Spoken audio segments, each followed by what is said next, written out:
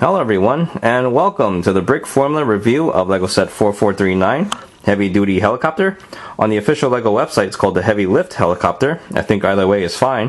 It has 393 pieces for ages 6 to 12, and it's from the City series, and this set retails for $49.99. And I would like to give a shout out to 12 Steeler Boy 17, WW2 Airborne Vids, Brick TV Entertainment, Quick Bricks 288, Chuck Norris Taco, Chocolate Sky 64, LEGO Reviews 721, Custom Sniper 1, and Norris Chukta. They are the subscribers who had requested that I review this set, so everyone check out their channels. And moving forward, here in the front we see the Heavy Lift Helicopter, not doing any heavy lifting. And here on the side we have the minifigures, more on that later. And here in the back we see a lot of the playable features here, and I'll talk about this set in more detail coming up. Here are the minifigures, and this is the only Forest Police set that does not come with any robbers. So we're just going to talk about the cops today, and we'll start with the two pilots because they have the same exact uniform. And there they are. They just have different heads. This guy is wearing some really cool looking shades, although I'll bet he has some really tiny eyeballs behind there. And this guy, we've seen him before. He was in the previous review flying a helicopter. So obviously this guy has some experience flying, so I'm guessing he's the main pilot. And the other guy, well, he's just new. And just to show you guys, right below the life vest, that's what the uniform looks like. Pretty neat, right? And lastly, we have the Forest Policeman, who looks like he's having a really bad day. Either that or he's angrily chewing his bubble gum. Either way, he's not very friendly, but there are his details. Next is the ATV, which is a very straightforward build, and here's the view from the side. And there's the top, and right there we have a printed piece, and this is where we can stick in our angry forest policeman who got the short end of the stick when he asked for a real car. And here's the view from the front, and there's the back. And over on this side we have a compartment that can open up, and that's where you store the flashlight. And over on this side is where you store the handcuffs. And what? No snacks? Well, that's odd. And I'm guessing this thing doesn't go very fast, because if it did, his hat would fly off. And here is the Heavy Lift Helicopter, and as you can see, it's heavily inspired by the Chinook. And here's the view from the side. And the first thing you'll probably notice is that this is a pretty big model, and it is. It's actually 17 inches long and 7 inches tall, so yeah, it's pretty big. But over on this side is where you can play with the inside by lifting up these compartments, but I'll have more on that later. Here's the view from the back, and I really love how they made this loading ramp. And it can open up by that much. But when you close it, you'll notice that there's a small little gap up here, but it's really not that noticeable unless you stare at it too long. But there's the view of the inside, and it's pretty spacious.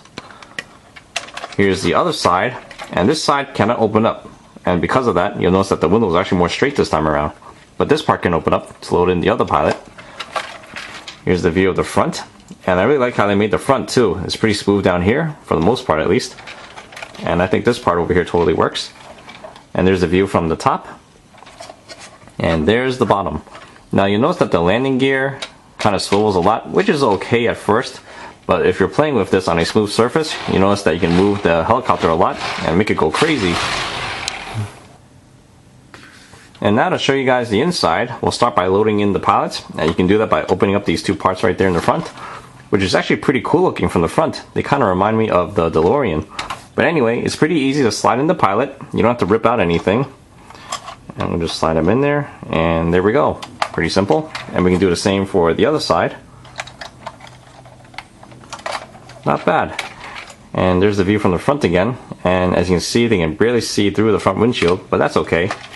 And now we can load in the ATV. You can do that by opening up the ramp, and you should open this part too. This way it's a little easier to load them in. And you can just drive right in. And if you look closely, there's a tire right there, and what you do is you slide the bumper of the ATV underneath it, and that's what holds it in place while you're in the air. This way it doesn't fall backwards while you're flying around. Unless of course you don't really like them, then you just drop them off anytime. And then we can close that up.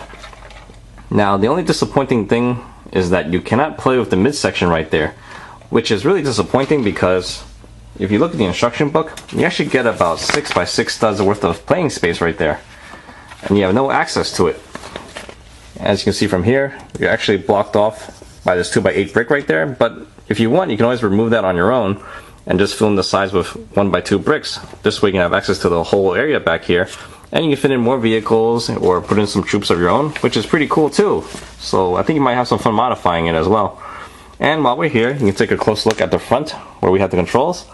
We have a joystick for each pilot, and we have a cup, which I honestly don't know how you can justify having it there, because I don't think you should fly and drink at the same time, but if that's what keeps you up in the air, then I guess it's okay.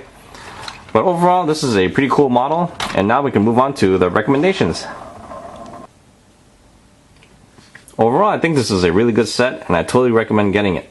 When it comes to the value, it's really good too, even though the price per piece ratio is about 12.7 cents a piece, which is about average nowadays anyway. But according to Brinklink, you're actually getting about $64 to $93 worth of parts, depending on if you're going to sell the parts as either used or new, which is really good considering the set retails for 50 bucks. And when it comes to the play value, I think it's great. I just wish that it came with some robbers. This way it would just add some more playabilities to it, because by itself you're just really just flying around. And if you want, you can definitely modify this thing, because as I mentioned earlier, it's really disappointing that you can't play with the inside part of the midsection there. But if you modify it and add some chairs maybe, you can have some fun with this, you know, loading troops and whatever.